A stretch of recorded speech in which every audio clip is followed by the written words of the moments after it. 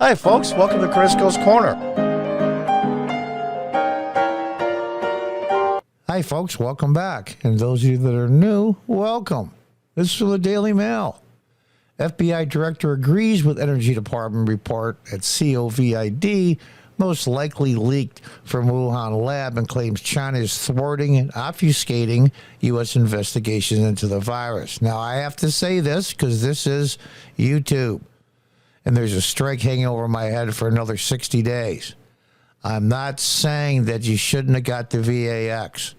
I'm not saying that masks are effective or not effective. I'm not saying they shouldn't get boosters. I'm not saying any of those things.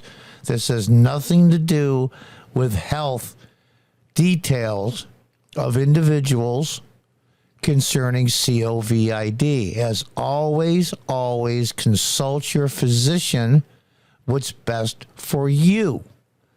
I have to say that this has nothing to do with how COVID was treated in the U.S. the last couple of years. I have to do that, unfortunately. This is about the origins of COVID. Has nothing to do with health decisions concerning it, because they'll say this is misinformation. And I got a strike because of the undercover video from Project Veritas. And me just saying that name probably screws this video, but oh well. That being said, FBI Director Christopher Wray commented for the first time the FBI concluded that COVID originated in the lab in Wuhan, China. The FBI's report concludes the same thing as the Energy Department's latest probe into the virus. Now, this is going to be a short blip. FBI Director Wray was interviewed by Baer from Fox News. Let's check it out. And here is Bret Baier interviewing Director Wray. This Department of Energy study that says it's likely to have come from a lab leak, although the confidence is low. It cites the FBI. What is the determination by the FBI? So, as you note, Brett, the FBI has for quite some time now assessed that the origins of the pandemic are most likely a potential lab incident in Wuhan. Let me step back for a second. You know, the FBI has folks, agents, professionals, analysts, virologists, microbiologists, et cetera, who focus specifically on the dangers of biological threats, which include things like novel viruses like COVID, and the concerns that in the wrong hands, some bad guys, a hostile nation state, a terrorist, a criminal, the threats that those could pose. So here you're talking about a potential leak from a Chinese government-controlled lab that killed millions of Americans, and that's precisely what that capability was designed for.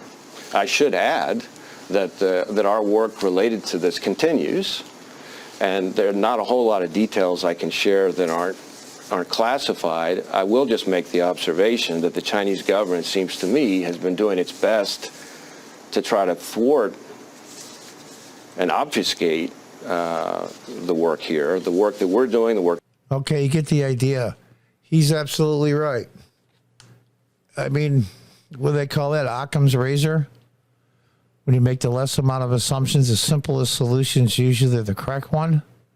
I'm not saying that the Chinese or the CCP purposely let out the virus. I'm just saying it was a simple accident. That seems to be the consensus now. Even though that was considered bugaboo up until recently, that's just the way it is. Now, we can talk about what happened after the virus escaped from wherever it was. In this case, it looks like Wuhan, more than likely. What was done after that is nothing to do with health decisions. I have to make this clear again because this is YouTube, and I'll be giving another strike, and I've got one hanging over my head for another 60 days. So we're going to go into now a little bit about the investigation of what happened after the virus came into the population in the world in the United States. Now, this is from Mike Elliott on Twitter. These are three scientists, three doctors, talking about how they warned Fauci about the lab leak in 2020. Now, they think it definitely is a lab leak. I'm saying most likely. But how it was handled after the virus escaped from wherever source, very fascinating. Let's listen. My next question is, in a recent Energy and Commerce Oversight hearing, I asked the NIH director about the NIH's gross negligence in monitoring the EcoHealth Alliance grant and subgrant at the Wuhan Institute of Virology. After admitting that we might not have all of the information and research reports from the WIV and EcoHealth, he insisted that he was sure that the coronavirus research that the U.S. taxpayer dollars funded at WIV was completely unrelated to SARS-CoV-2. And I was wondering if any of the three of you had any thoughts on that. Thank you, Congresswoman. The reason this Again, before we show the rest of the video, I want to say this is not about medical choices and decisions. This is not medical misinformation, YouTube. So any of you that are monitoring this and checking this out, this isn't about how decisions were made by individual people on the VAX or anything else. This is about the background of the virus and what happened after it was exposed to the world. is even an issue is that it's embarrassing we funded the lab. If we had not funded the lab, 100% of Americans would say this is obvious, this is a no-brainer. The epicenter of the world is 5 miles from one of the only high-level virology labs in China. The doctors initially were arrested and forced to sign non-disclosure gag documents. The lab reports have been destroyed. They've not been turned over. The sequences reported from the lab to the NIH database were deleted by a request from Chinese scientists that called over early on and said, delete those sequences we put in the database. And two leading virologists, maybe the two... Before we go on here, I might want to add, if that's the case, and most likely looks like, even though you can't 100% guarantee, if at the beginning when this escaped and it was hitting the general population in China and many Chinese nationals were traveling around the world, including the U.S., having the original sequence, I'm not a virologist or a doctor, but having the original sequence would have been a big help in developing a VAX or how to deal with it. And that was hidden.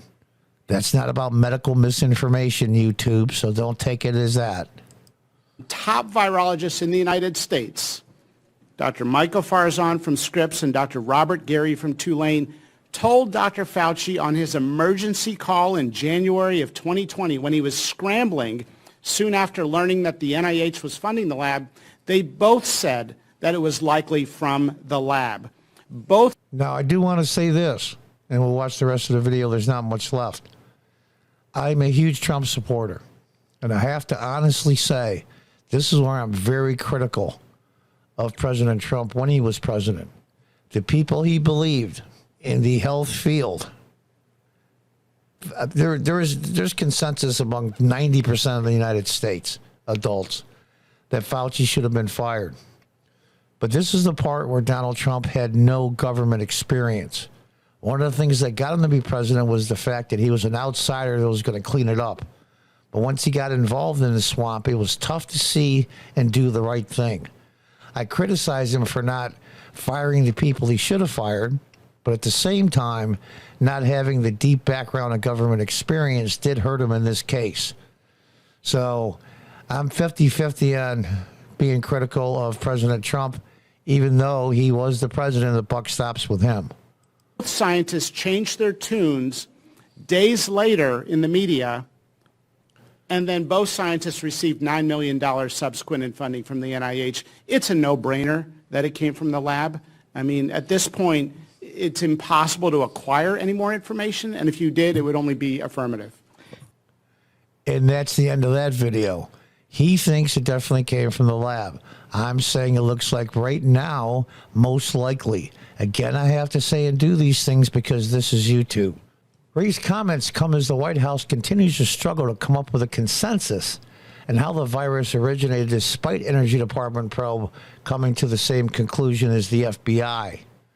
Now, what evidence do they have? Maybe some of it they're not saying because it's considered classified. Again, I think Occam's razor applies. Again, I have to say, this is not about health and VAX and what you should and shouldn't do.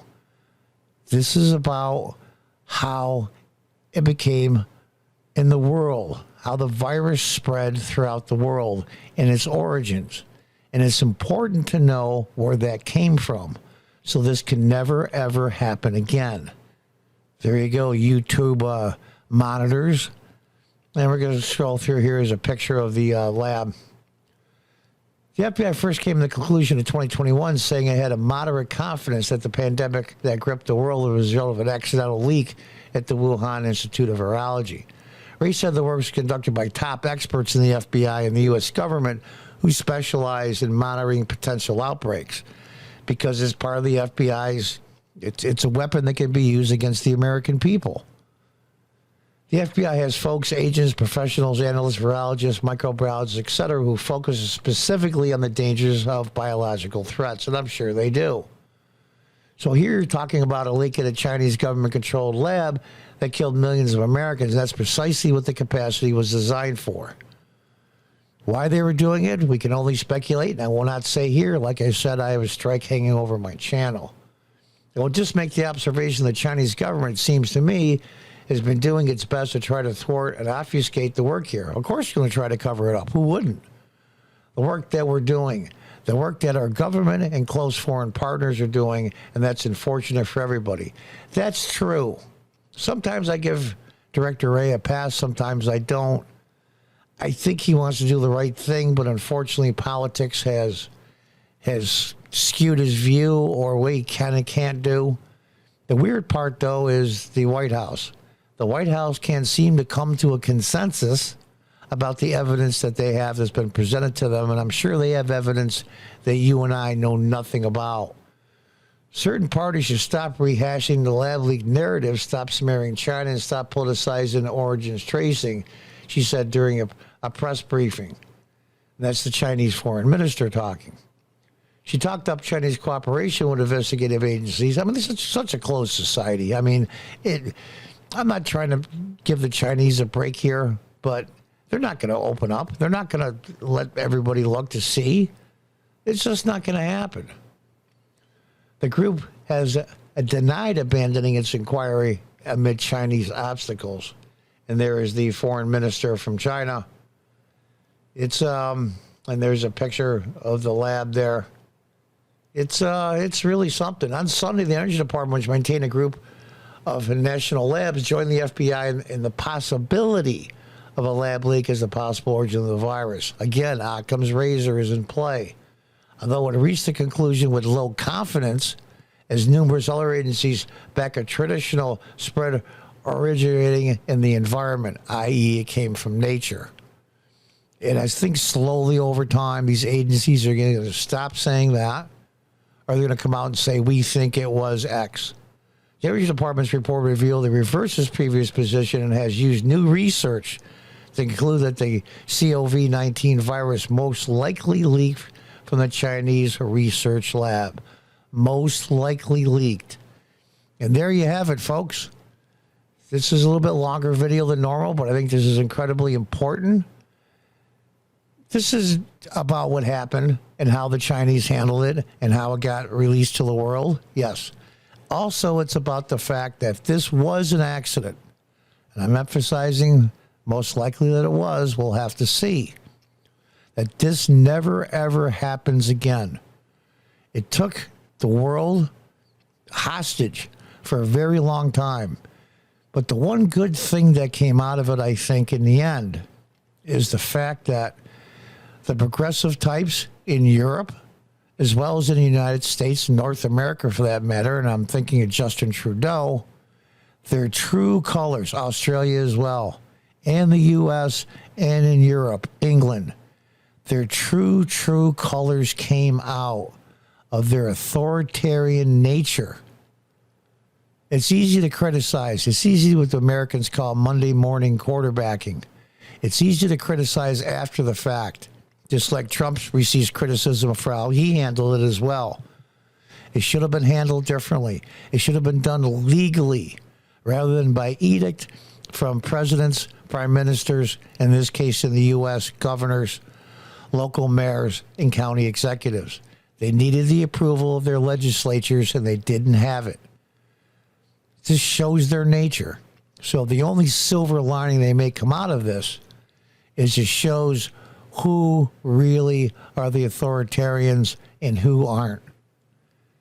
Again, I have to emphasize, I'm not giving medical advice for or against anything. So YouTube, make that perfectly clear. Always consult your doctor for any medical decisions. So we're going to see how this plays out. We can all pretty much guess. 99% of the world will agree on one side, and the Chinese will agree on the other. And that's the way it is. And they'll be writing books, and they'll be making movies and documentaries about it for the next decade. Did we learn from this? We're going to have to see, and when the next one comes out, and eventually it will. Until next time, goodbye and good luck.